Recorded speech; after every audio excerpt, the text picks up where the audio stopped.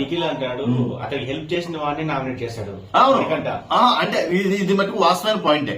ఎందుకంటే వాడు కూడా అందరూ నారదలాగా అన్ని తిరిగేళ్లే కానీ పాప సోనియా వాళ్ళ కన్ఫ్యూజ్ అయిపోయాడు ఆట. నిజంగా ఒకప్పుడు స్ట్రాంగెస్ట్ ప్లేయర్ అయిన నిఖిల్ కేవలం సోనియా వల్ల కన్ఫ్యూజ్ అయిపోయి వాళ్ళ దగ్గర మాట అయ్యాళ్ళ దగ్గర మాట. ఆ విషయాన్ని గమనించింది ఎవడో తెలుసా? మన పిచ్చి పృథ్వీ కూడా గమనించాడు. నేను వాడికి అది తెలియలేదేమో అనుకున్నా. వాడే ఫస్ట్ టైం ఇగో సోనియా ఎవరితో చెప్పాడు అబ్బా, విష్ణుప్రీతో అనుకుంటా.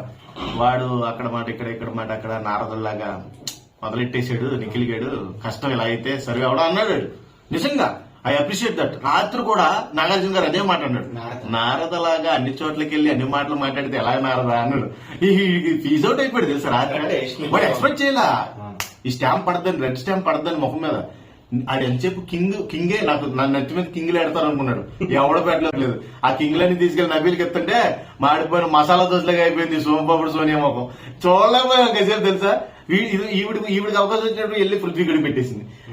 అంతా నీకు అక్కడ గ్రూప్ గేమ్ స్టార్ట్ అయిందని ఆల్రెడీ ఎవరో నబీలు ఆదిత్యం మొత్తుకుంటానే ఉన్నారు. నిఖిల్ నాగార్జున అడిగాడు ఎవరు నీ క్లాస్ రాకపోవడానికి కారణం ఏంటి అని. మంచి పాయింట్ ఇది.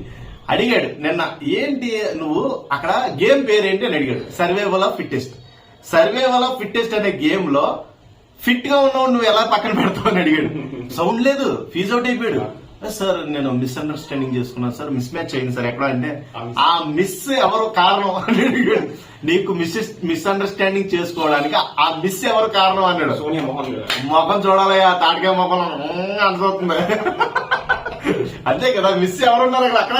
అక్కడే నవ్వుతున్నారు ఆ టైంలో. ప్రేరణ బాగా వచ్చేసావు. ఒకటే పాయింట్ ఉంది, వాళ్ళ ముగ్గురు గురించి నాగార్జున గారు అడుగుతున్నారు. మీరు మీకు అక్కడ ఏం కనబడుతుంది అని అడిగారు. అక్కడ నిఖిల్ కి పృథ్వీని నేను చూస్తానని యష్మి అయితే ఇచ్చేస్తుంది. అదొకటే కనబడుతుంది. దాంట్లో మిస్టేక్ ని ఈయన కనిపెట్టాడు ఎవరు, నాగార్జున గారు. ఆ మిస్టేక్ గురించి అడిగితే ఈయనలో ఒకరినొకరు ప్రొటెక్ట్ చేసుకున్నారు అక్కడ కూడా. పృథ్వీ గారు సార్ ఆ ఇంటెన్షన్ లేదు సార్, యాక్చువల్లీ అది I don't agree that. Nikhil Prithvi video చూసారు కదా. ఒరే బాబు మీకు వీడియో కనబడుతుందా? నేను చూశాను, నాకు వేరేలాగా అర్థమైంది. మీకేం అర్థం అవుతుందని అడుగుతాడు నాగార్జున. వాళ్ళు చెప్పట్లా, అక్కడ కూడా ప్రొటెక్ట్ చేసుకుంటాం. ఆయనకు నచ్చలా. అర్థమైనా సోనియాని అక్కడ కూడా సేవ్ చేద్దామన్న ఆలోచన ఉండడం నచ్చలా ఆయనకి. యాక్చువల్ గా వీడియో చూస్తుంటే నాకు తప్పు అనిపిస్తుంది అంటాడు పృథ్వీ గారు.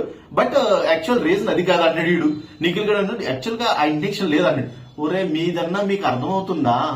మీరు ఏం మాట్లాడతారో మీకు తెలియకుండా మీకేమైనా నాశనం చేసుకుంటున్నారు. అలాగే సోనియా నాశనం చేశారు అన్నాడు. నాకు అప్పుడు అర్థమైపోయింది సోనియా భవిష్యత్తు. నాకు ఆ పాయింట్ రాగానే అర్థమైపోయింది. ఓహో సోనియాని ఏం ముట్టుకోవట్లేదంటే సోనియానే ఎలిమినేట్ అయితే అక్కడ పాయింట్ దొరికేసింది. సోనియా సీక్రెట్ రూమ్ లో ఉంచొచ్చు. లేదు ఇంపాసిబుల్. వైల్డ్ కార్డ్స్ ఉన్నాయి, 9 వైల్డ్ కార్డ్స్ ఉన్నాయి. సీక్రెట్ రూమ్ అనేది ఈ సీజన్ లో కష్టం, ఎక్స్పెక్ట్ చేయదు. ఓకే, ఇంకోటి ఏంటి అంటే సోనియాని మేబీ వైల్డ్ కార్డ్ అంటే మళ్ళీ 2 వీక్స్ తర్వాత తీసుకురావచ్చు అని అంటున్నాం. మన పంతం నెరవేరిందిగా. మన పంతం నెరవేరిందా లేదా బస్సు? మనం పోవాలనుకున్నాం, పోయింది. తర్వాత వస్తే రాని అర్థమైనప్పుడు మనం ఇప్పుడు సెల్ఫ్ సాటిస్ఫాక్షన్ ఉండాలి. ఏ పని చేసినా మనం ఒక మనిషిని బయటకు వెళ్ళిపోవాలని మనస్ఫూర్తి